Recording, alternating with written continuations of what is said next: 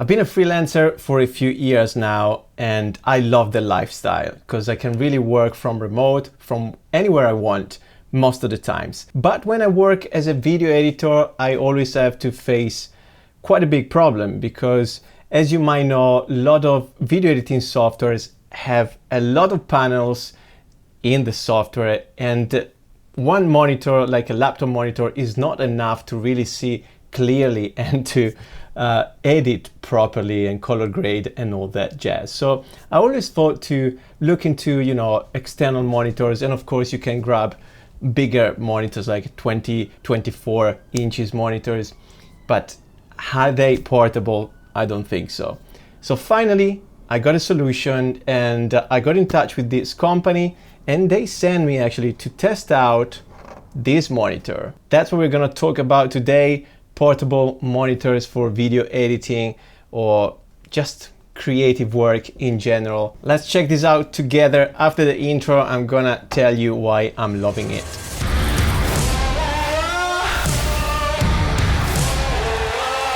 Let's go!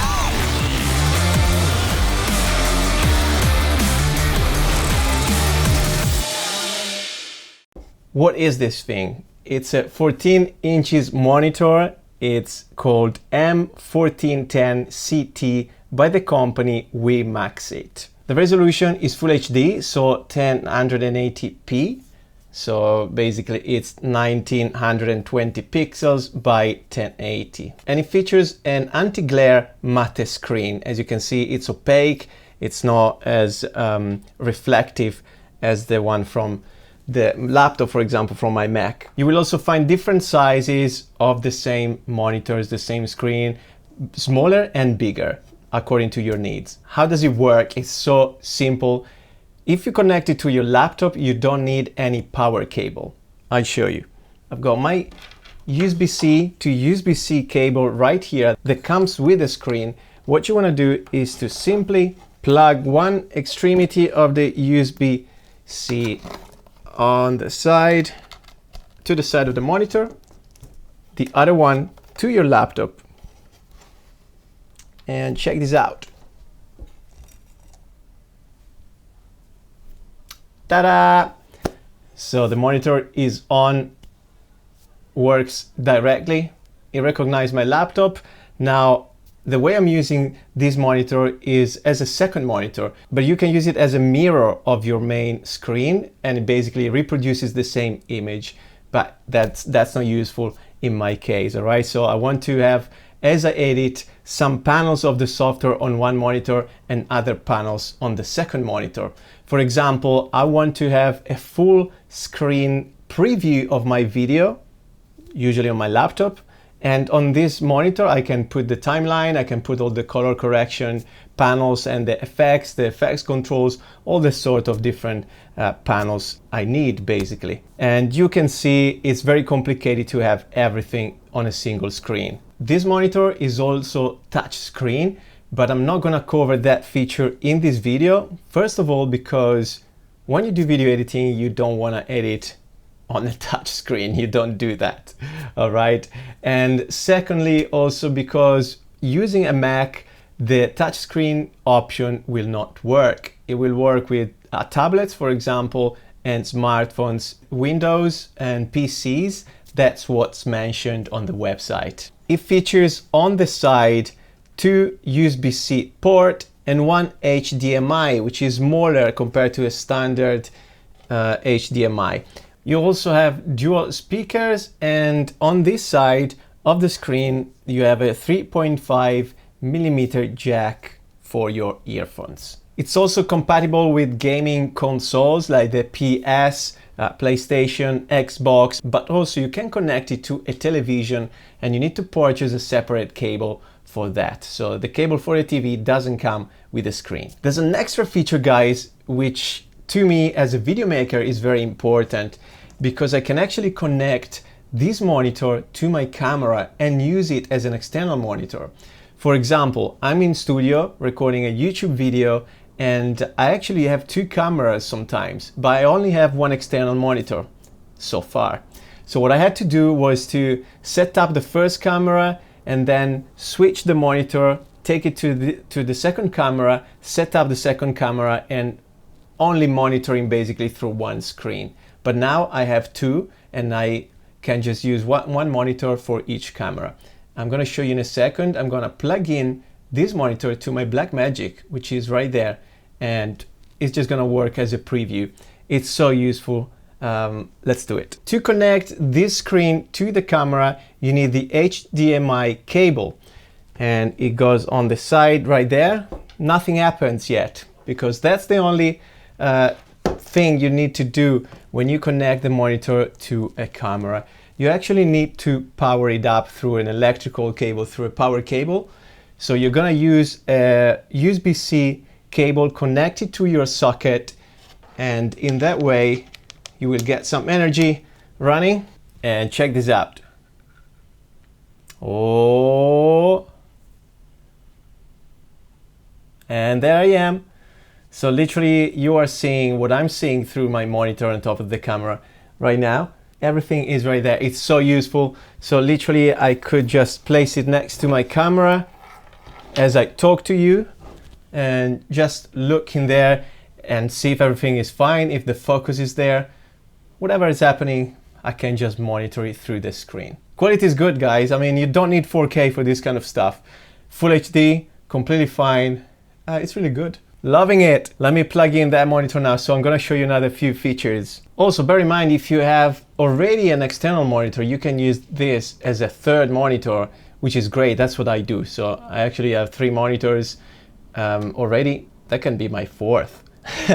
They're never enough when you do video editing, bear in mind. So I want to talk about the build and the size. What I love about this thing is so portable. The weight is 585 grams. I can put in my backpack and not even feeling it. It's so thin as well. The dimensions are 32 by 19.2 by 1.15 millimeters. So literally it can fit in a sleeve, and yeah, you can carry it with your laptop, on top of your laptop, something like this, for example. So that's your portable video editing station. It's amazing. It's made of aluminum. It's nice. The design is nice and simple, and it doesn't feel cheap. So I'm very happy with it.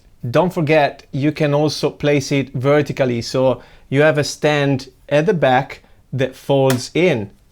So this is completely closed, but you can open it up and use it in landscape or portrait for anything. If you're doing coding or whatever reason, you can just work in portrait mode. A couple of things which I noticed when I opened up the product and tried it on the first time. In the first place, the monitor didn't look bright at all, but that's because you need to go in the settings, in the menu, and change some modes. So it's simply by pressing the settings button on the side, and this is the volume, by the way. You can go up and down and change the volume of your speakers. But what I want to do is to go in the menu, and under the picture mode you need to go to game mode, which is the last text at the bottom of the menu right there, and go to FPS and change that. You see the brightness changes.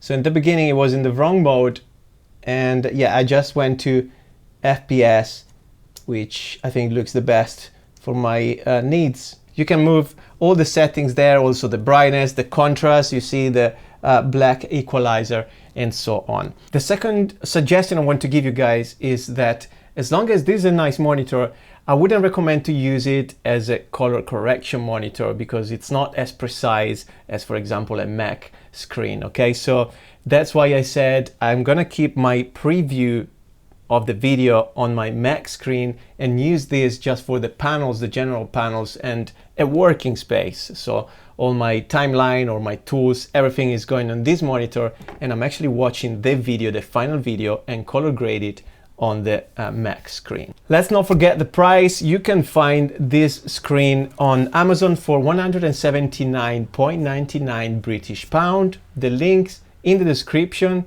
I recommend it, guys. It's great. I think a lot of video editors are going to find it helpful, especially if you're a freelancer like me, which travels a lot and who likes to work from remote. You know, I can go to a coffee shop and work there one day, or I'm actually going to Japan next week and I'm gonna carry this with me now because I can. It's so simple, so light. It's gonna help me a lot. It's gonna save my eyes as well. Another way to use this monitor, something I'm gonna do, again, to connect it to my photo camera, because sometimes I want to take photos of myself, even when I take thumbnails for my YouTube videos. It's so hard to take photos on your own. You need to put the camera on the tripod, try to nail the focus, and I usually use an Atomos monitor, which is a 5 inches monitor, literally that big. And I need to take the same photo 10 times before I get the focus right.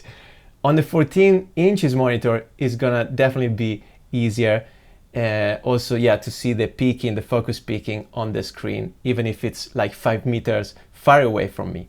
So that's one way to use it. I'm gonna connect it through the HDMI cable to my photo camera and snap a shot. One thing I would love to see, I have to say, is a sleeve, like a cover or a case for the screen, because it doesn't come with anything and the screen is unprotected. So I'm not really sure how to carry it around. That's the only suggestion to the company itself. Other than that, guys, again, totally recommend it. If you want, check it out, try it. You can always send it back. All right, I hope the video helped out. Again, if you're doing video editing or creative work with Lightroom, Photoshop, that kind of stuff, yeah, go and have a look. You can connect it to your iPad and work through the iPad or your smartphone. You can play, you can play games on your smartphone on the big monitor. If you're on trains, airplanes, that's what you need. All right, I'll see you in the next video. Thanks for watching. As always, hit the subscribe button. You know you have to do it. Come on, don't let me tell you all the time. Go and hit subscribe, notification bell on, so every time I post a video, you will know, man. You will not miss out. All right, see you next time.